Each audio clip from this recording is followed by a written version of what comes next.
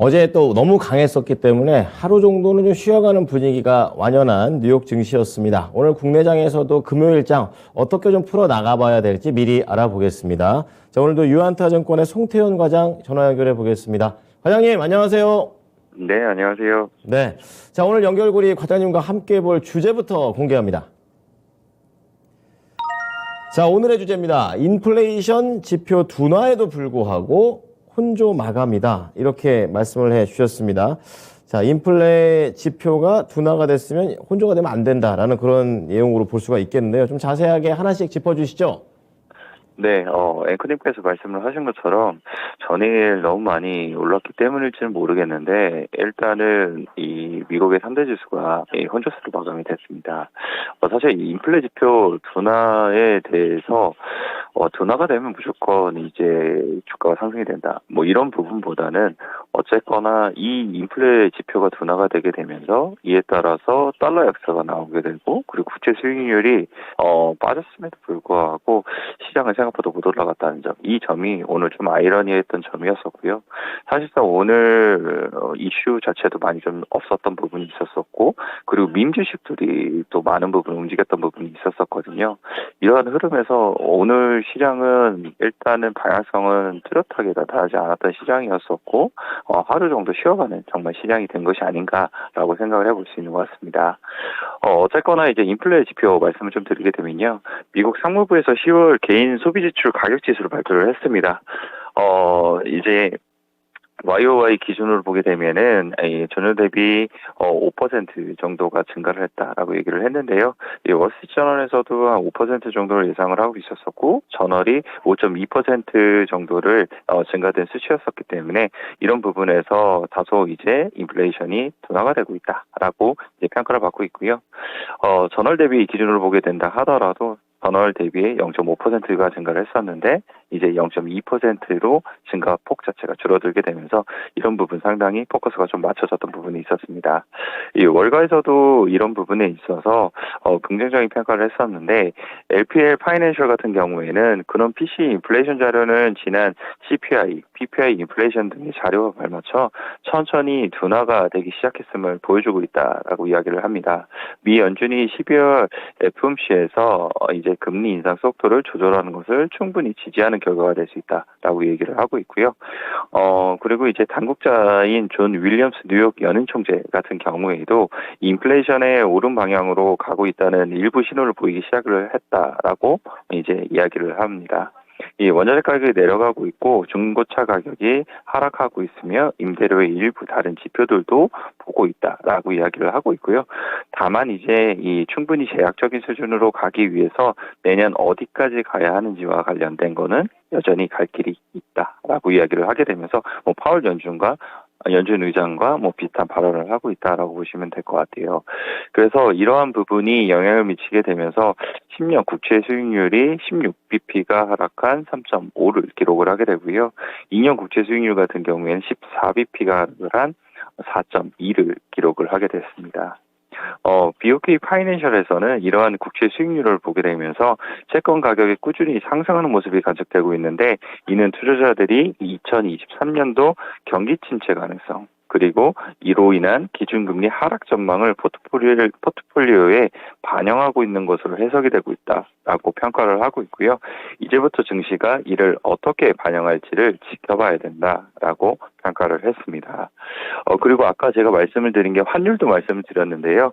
달러 인덱스 같은 경우에도 전일 시장에서 1.2%가 하락을 하게 되면서 104.7을 기록을 하게 됩니다. 그래서 이러한 부분들이 사실상 나스닥을 중심으로 기술주의 추가적인 상승을 불러일으켰었어야 될 텐데 그게 생각보다 나오지 못했다는 점이 조금은 아쉬운 부분이다라고 보시면 될 것 같고요. 오늘 국내 시장 같은 경우에도 야간 선물이 0.5% 정도가 하락을 했거든요. 이런 부분에 조금 영향을 같이 받지 않을까 이렇게 생각해 볼 수 있는 것 같습니다. 네, 미국장에 이어서 국내장에서도 이런 비슷한 분위기 연출될 것 같습니다. 자, 그런 가운데 미국장에서도 강한 종목은 또 계속 가더라고요. 관련해서 어떤 종목들을 먼저 봐야 될까요? 일단은 대형 기술주에서는 넷플릭스가 가장 눈에 띄었던 것 같습니다. 넷플릭스 같은 경우에는 이제 키뱅크에서 새로이 공개된 TV쇼 웬스데이의 성공이 넷플릭스에 대한 투자 심리의 향상을 견인할 수 있다라고 평가를 했습니다. 해당 콘텐츠가 상당히 인기가 있다라고 얘기를 하고 있고요. 해당 콘텐츠의 시청 시간이 주간으로 3.41억 시간을 기록을 했다라고 이제 나올 만큼 이런 부분에서 다시 한 번 더 킬러 콘텐츠가 넷플릭스에 방영이 되고 있다라고 보시면 될 것 같은데 요즘 보게 되면 국내에서도 콘텐츠 제작업체 관련돼서 상당히 주가 흐름이 좋습니다. 재벌집 막내 아들 관련돼서 역시 많은 이슈화가 되게 되면서 레몬레인을 필두로 그 외에 다른 드라마 제작사 혹은 이제 웹툰 업체들까지 좋은 흐름을 보이고 있는데 오늘도 이런 부분이 추가적으로 이어질 가능성이 상당히 높아 보인다라고 말씀드릴 수 있을 것 같고요. 스튜디오 드래곤 같은 경우에는 넷플릭스와 이제 12월 달에 이제 계약을 다시 한 번 더 맺게 될 겁니다.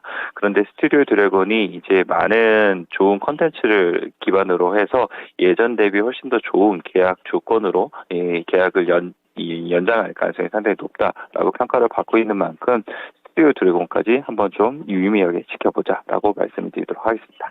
네, OTT 좀 긍정적으로 보겠습니다. 자, 그와 반면에 반도체 같은 경우에는 좀 우울한 소식이 될 것 같습니다. 지금 마이크론 테크놀로지 좀 많이 밀렸네요. 네, 마이크론 테크놀로지가 3.7% 하락했습니다. 좋지 못한 전망과 이런 부분 때문이었다라고 보시면 될 것 같은데요. 스티커에서는 마이크로 테크놀로지의 CFO가 발언을 했던 부분이 있었었는데 그 생각보다 메모리 시장의 침체가 더욱더 크다라고 얘기를 했던 부분이었습니다.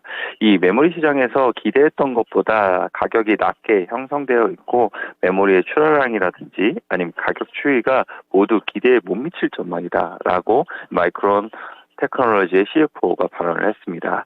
이에 따라서 이제 실적 전망치를 EPS를 주당 2.35달러 마이너스를 기록을 할 것이다라고 언급을 했는데요.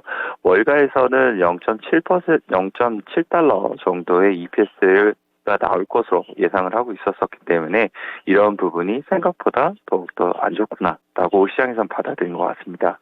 그래서 오늘 국내에서도 반도체 관련된 업체들의 주가에 대한 조정이 나올 가능성이 상당히 있어 보이고요.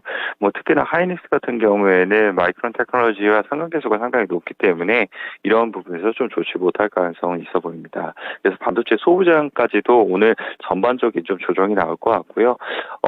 이런 전반적인 조정을 이용을 해서 반도체 관련된 종목들에 대해서도 한번 매수로 접근을 해보는 부분도 좀 필요하지 않나라고는 생각을 하고 있습니다. 오히려 이제 역으로도 공략할 포인트인 것 같습니다. 조정을 매수의 기회로 반도체 말씀해 주셨습니다. 그리고 최근에 이 필수 소비재 관련해가지고 이쪽은 실적 잘 나올 거다 이렇게 하면서 다른 종목들에 비해서도 잘 가는 모습이었었는데요. 코스트코가 거의 한 6% 중반으로 밀렸습니다. 어쩐 일인가요? 11월 매출 전망 때문이다라고 보시면 될 것 같은데요. 일단 먼저 11월 전자 상거래 매출이 10%가 줄었습니다.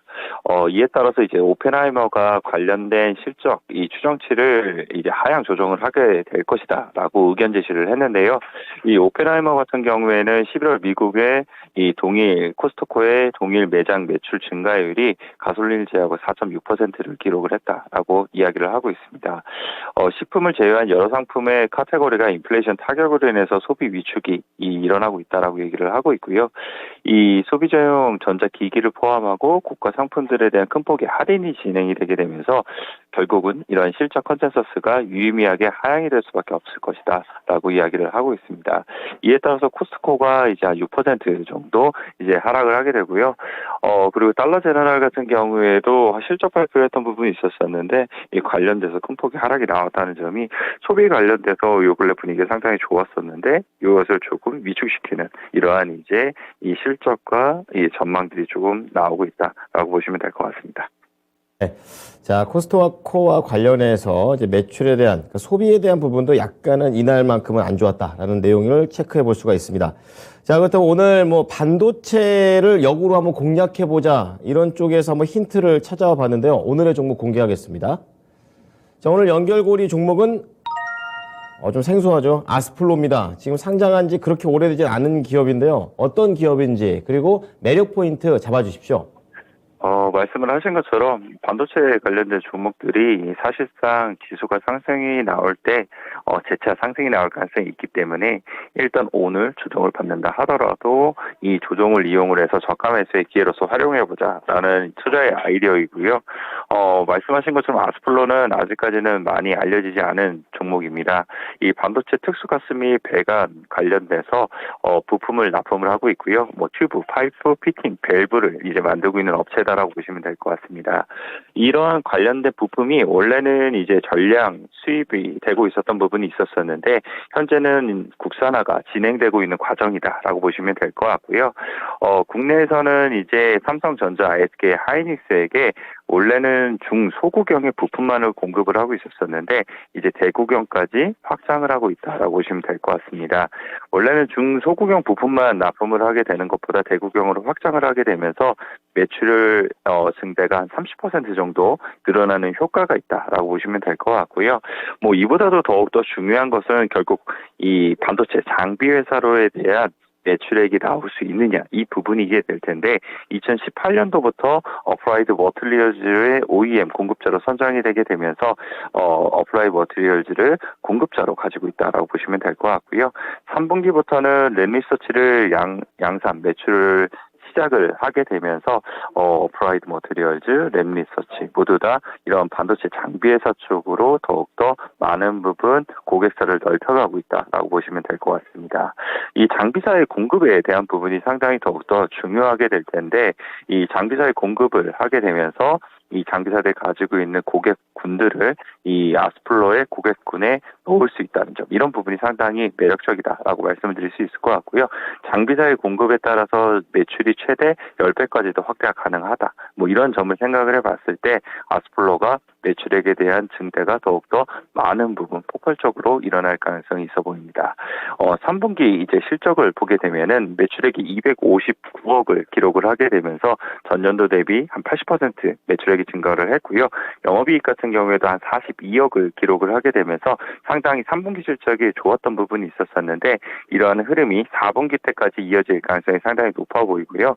2023년도 이 영업이익에 관련된 전망을 보게 되면은 영업이익이 268억까지도 증가될 것이다. 이러한 전망이 나오고 있는데 관련돼서 만약 정말 268억까지 이러한 증가가 일어나게 되면은 지금의 시가총액은 너무 싸다라고 말씀을 드릴 수 있을 것 같습니다. 그래서 아스플로 아직까지는 사실상 많은 분들께서 모르시기 때문에 거래량이라든지 이런 부분이 많이 부족한 부분이 있기는 한데 스몰급에서 분명히 메리트가 있는 종목이고 지금 접근해볼 만하다라고 말씀드리도록 하겠습니다.